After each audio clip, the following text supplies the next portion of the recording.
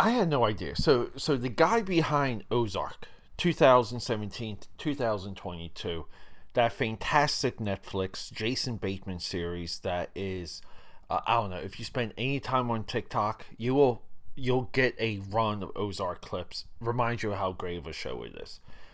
That guy worked at the Ozarks as a kid. So, we're talking about The Accountant today, 2016. And I want to say, this is a movie from personal life, personal experience. I don't know. I don't have any confirmation, but this is maybe one of the most personal action movies I've ever seen. And we can kind of extend it to it being a drama. Maybe it's more of a drama. I don't know. But guys, it's The Accountant. Let's go. Quiet on the set. Camera speed. Sound production, take one. Action! And welcome back, my AKAPADers. I am so late to this party, but guys, thanks for joining me. Peter A. DeLuca here, AKAPAD69 on some social media networks, but more importantly, known as the Eclectic One, and coming to you from Philadelphia, PA. This is the longest running solo movie review podcast, movie discussion podcast. We try and do 2 episodes a day. I try and bring you guys more just more opinion videos or opinion episodes.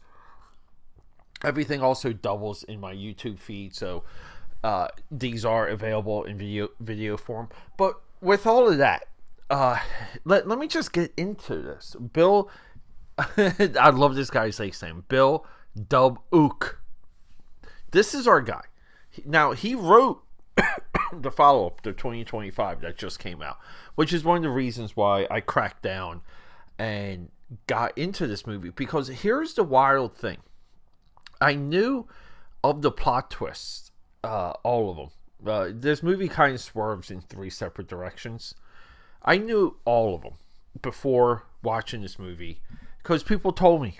They told me the plot twists, plural, in this movie. It didn't take anything away. Now, it's been a little bit of time, too, since I started this movie. I started this movie so many times. I knew of the upcoming plot twist. I just eventually said to myself, maybe if I get around to it, maybe. I deprioritized this movie, even though it would be a part of conversation to how good John Wick is, how good The Accountant is, how wonderfully different those 2 movies are, but they also do a level of world building as well. And I hate that term. Never use that term around me. I only use it because I have. Because what else? What else is it, right? What else am I supposed to say? But with all of these things, and Bill. So when it comes to his filmography, 2014 he wrote The Judge, which is a Robert Downey Jr. Road movie, right? That's a great effing movie, right? Is this the right? Am I thinking of the right one? Maybe I'm not. I did see this movie though. This is the one with I think his father's. Maybe not. You know what? I cannot speak on The Judge. I'm thinking of the Zach Galifianakis road trip movie. 2016, Family Man. Great movie. 2016, also The Accountant. 2017 to 2022, Ozark. Takes a little bit of a break. Comes back with The Accountant 2. Night Gardener animation screenplay to be announced. I think this is a guy that writes very well from personal experience. Now, when it comes to our director, Gavin O'Connor, so here's a great thing. I love and I put on 2 of his movies on a regular basis: Miracle 2004 and Warrior 2011. Those are 2 movies I watch all the time, especially Warrior. Every time I watch Warrior, makes me want to work out. Every time I watch Miracle, it makes me want to just remap my entire life. Previously, he directed a movie called The Way Back that we discussed here. It's pushed as a basketball movie because I was doing a basketball deep dive. Here's the wild thing. A Way Back is a sobriety movie. It's a movie of overcoming addiction, and it's one of the best in that category. So we like Gavin, and did Gavin direct? Yeah, everyone's back for The Accountant too. I gotta watch that. So this movie, it excuse me, the way it goes, guys, we're on the last days of this throat tickle, by the way.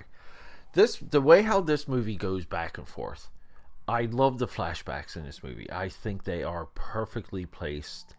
They remind us kind of where we are within the story. We kind of have flashbacks within flashbacks, even when we see that Ben Affleck's character, the accountant, has prison time. I love the ending of this movie. I love just the way. So I think like ever since Robert De Niro's his character in Heat, when he talks about not having like any earthly possessions and being able to drop everything at in the beat of a heart and not being attached to anyone, because sometimes they just have to move and they have to have their go bags and they just have to be able to move when they have to. This is a part of like the criminal, people just admire this with criminals, and I do feel like it's porn for men, if like not regular porn, but you guys know what I mean, because we get versions of that now. We get a lot of versions, and Ben Affleck's version of that is he lives in a empty environment, but he has pretty much like a go trailer, which is full of Jackson Pollock paintings and Action Comics #1s and gold and all these other ways that he's paid. That's how he gets paid. All the cash he gets, he donates. So we have this like forensics, this anti-terrorist forensics team that goes into the accountant. They track everything down. They track all of Ben Affleck's shell companies, and they find out that everything he makes, he donates. So we have this like world within the world. And I say John Wick because John Wick takes a lot of the concepts that we see in this movie and takes it just a step further and gives it a little bit of a gravity. It just gives us the Continental. The assassins have a code of conduct, and everything kind of, it's a nucleus. It just revolves around the Continental. And, you know, effectively the John Wick movies, what was it, 4 of them? It takes 4 of them to dissect the Continental, and every single movie you learn a little bit more about it. It's fantastic. The Accountant triggers something very similar in the fandom, to where it is, as like the story bleeds out, pun intended, we see more and more of this world. We see more how, I mean, Ben Affleck's character is one of the best autistic characters we've seen. I know people very close to the way how this guy lives, talks, and thinks. And if you're ever near someone or work with someone or have someone like Ben Affleck in this movie in your family, or you know about it, you can watch this movie and you can extrapolate a lot of the portrayal. This is a little bit what I mean about the life elements, because I just feel like Bill, when he wrote the script, pulled a lot from life, and it just seems to be a detail-ridden screenplay. And I think a lot of the screenplay came through perfectly into the screen. But AKAPAD, it's not just Ben Affleck. It's also John Berthel, who is our Punisher. He's fantastic in this movie. J.K. Simmons is fantastic. We got John Lithgow. We got Jeremy Tambor. It just goes on and on. All-star stack cast. Amazing material for everyone to work with. And this movie, the best thing about this movie is is knowing that it literally came out of nowhere. This was on no one's radar. And Ben Affleck, just as, I mean, how Live by Day or Die by Night? What was that? how long ago was that? Let's just look, because like Ben Affleck has had so many Die by Night, I think. What year was that? I mean, he's had so many in career excuse me, comebacks. It truly is. It's fascinating. And here we go. I don't know.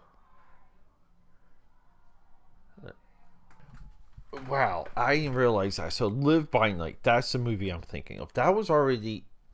That was 2016. So in 2016, he writes and directs Live by Night, a movie that I attempted to watch. I just didn't have the concentration for it. Makes me want to cycle back at this point, because knowing that he wrote and directed his epic and revitalized the action genre while bouncing off of all his DC work as Batman. It's fascinating. Yeah, I mean, just checking this makes me excited for part two, and I think I'm going to watch that very soon. So, alright, AKA Padders. The Accountant, one of the best modern day action films. Rock and roll. Okay, that's a wrap.